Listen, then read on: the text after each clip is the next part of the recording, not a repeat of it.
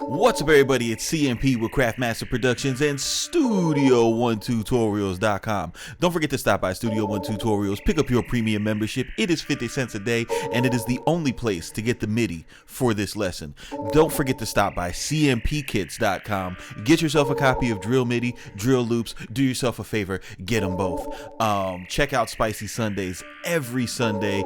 Craftmaster Productions, MG the Future, breaking down the cat apocalypse in real time. Now today we're going to be working on adding bass lines to dark lo-fi hip-hop for Griselda. Even though we're going to be using Studio One, you can use these techniques in FL Studio, and you can use them in Ableton Live or any other DAW that you choose to use. Listen, now today I want to go into kind of when you're making these dark lo-fi samples for Griselda, it's like you're not a lot of the things that you would do in like making like your typical like wannabe Q Beats Frank Dukes loop, where you've got a lot of music on top and that's really driving the rhythm of the track. You kind of flip that on its head right here. What we were playing in the beginning is kind of the basis for this loop, and it's pretty much almost done. It's two chords on a clavie. It's a special effect out of the DX7. It's a one shot from Toxic One Shots, and then another one shot from Toxic One Shot. So there isn't a lot of melodic movement, right? And that's and there isn't a lot of pacing. It's just really, it's kind of stagnant and dead.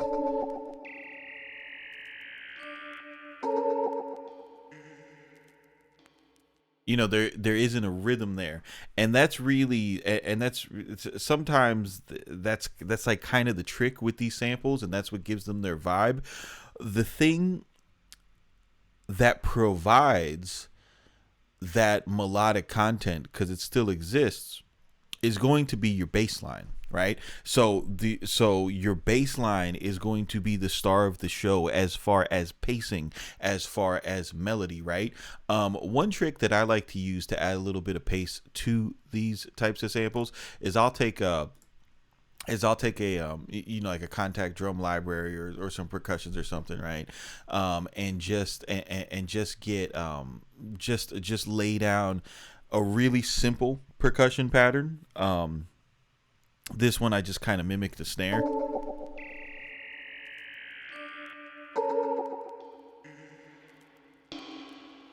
Right? But it's tucked really far back. All right, so let's get into the bass line. What you want to do first is you want to reach for bass tools that are realistic, right? You can go the synth bass route, and that's fine, but that's gonna be more like of a that's gonna get you more into like a ill mind type of you're gonna sound like Struggle Ill Mind as opposed to more like specifically a dark lo-fi hip hop type of thing that that Griselda anchors in so much. So in order to stay there, you want to use acoustic instruments, and a lot of the and even in more like traditional hip hop, a lot of the really good bass lines were like jazz bass lines that were played on an upright bass. So upright bass is going to be your go-to. I mean, they got them on your Rompler keyboards, they got them on Sample Tank. You can find an upright bass anywhere. I like Trillion, so I'm going to be using Trillion. Pretty much anything that opens an atmosphere, I'm good to use. So I'm just using this legacy Trillion patch. I always use the full range all, that way I can get all the different articulations and stuff like that. And what I did, if you're trash like me and you're not really good at playing the keys, and I do think like for this application you should try to play something. You should just give it a try, right? And you can use hacks to look better than you are. But what I did is I just tap out a rhythm, right? So this is the rhythm that I tapped out, and you don't have to worry about changing the pitches. We'll figure that out in the piano roll, because you still got a piano roll, right? So here's what we got here. And actually, I'm using this. I'm using this UAD. This is a free plugin that you get. I'm using this bass amp because the function of this bass line, it's probably when whenever I use it or whoever is going to be using it, and this is my mentality with these things, it's probably going to be filtered, right? So if we look at if we look at kind of like the frequency content of what's going on here, um,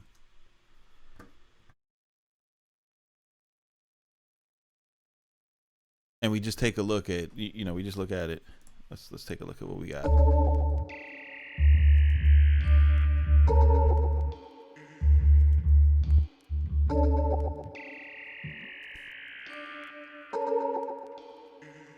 You see, we don't really got nothing going on above 600.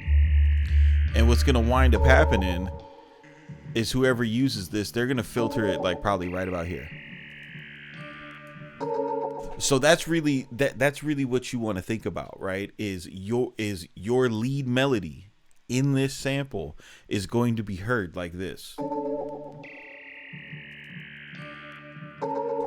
So in this case, I will opt for a bass amp like this, crank the treble up, right, and then maybe go to guitar rig, see if their bass amp can help us out a little bit. Oh, I don't want the preset. Where's Bass Pro?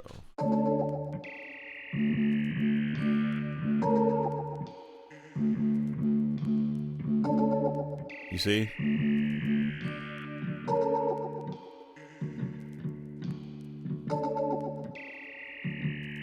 Oh, that's nice.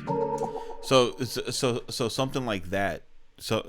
And something like that is going to be like a huge help, and it's good to monitor it in a way that is that's where it's going to be, where you're hearing how it's going to be used by the person that you're giving it to, or by the person that you're selling it to. That way you can kind of get insight into their experience with your samples.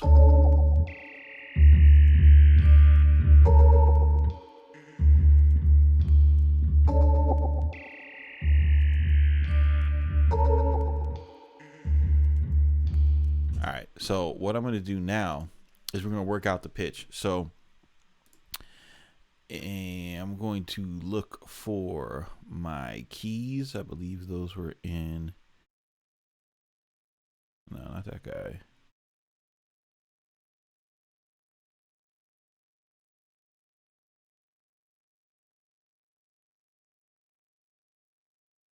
There we go. Okay, so what I'm doing here is I'm in D minor, and I'm doing a 1-5 progression. It's a minor. I'm using harmonic minor, so this is like a... It's the names of it. Don't worry about the names. it's let me tell you like this. It's less about the names and more about, again, these minor second intervals appearing, right? So that's what I'm doing. I'm using the minor second intervals in the chords. Whatever the chords are named, you can grab your chord book and figure out what they're named. So the root notes of these chords is the 1 note in the scale and the 5. That's what I've got it revolving around. All right. And what I'm going to do is I'm going to just bump this down an octave so that the bass moves downward. So now we have like a chordal bass for our bass line. Let's listen. All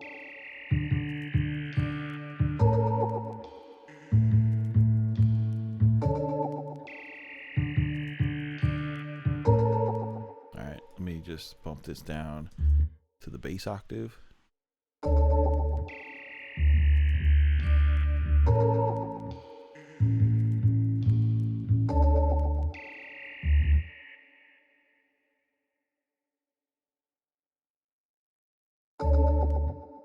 And now we could start working on some type of movement. A good rule for writing bass lines of this is to think of it like 80/20. So, for whatever arbitrary time length you want to use the 80/20 rule for, whether it's, a bar, 2 bars, just do this. 80% of the notes is going to be the root note of the chord that you're in, right? So right here, we'll put our scale back on and do something like this. All right, do this.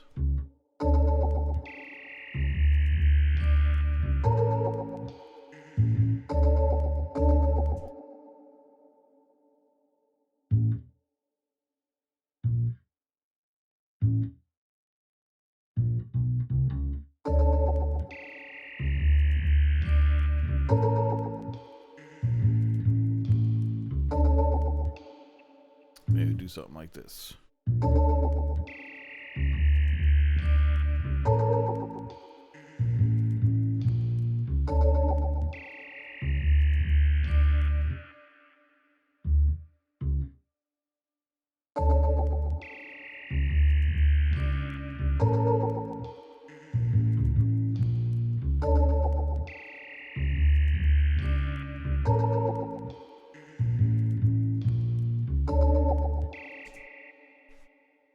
And then what I like to do, like once I have that all together, I'll just do like I'll do a quick mix down of it.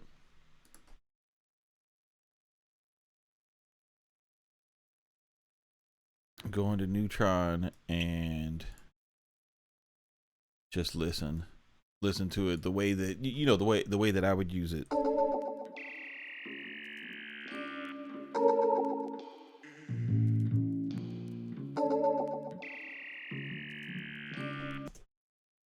Another good practice to get into is to like take whatever take whatever sampler you like to use, and to to actually grab, let's see, you can go to audio and go to select and pool. It won't let you do it if you select it in the pool, but if you go to show in Finder,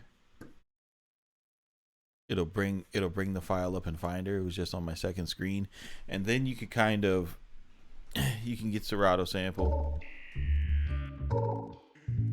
and just see how it goes. Pitch it up.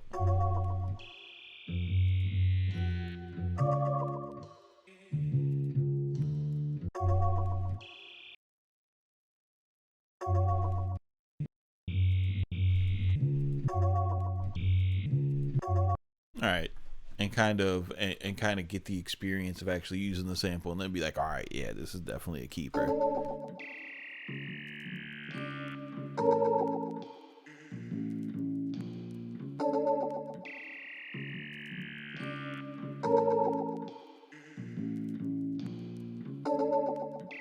Right?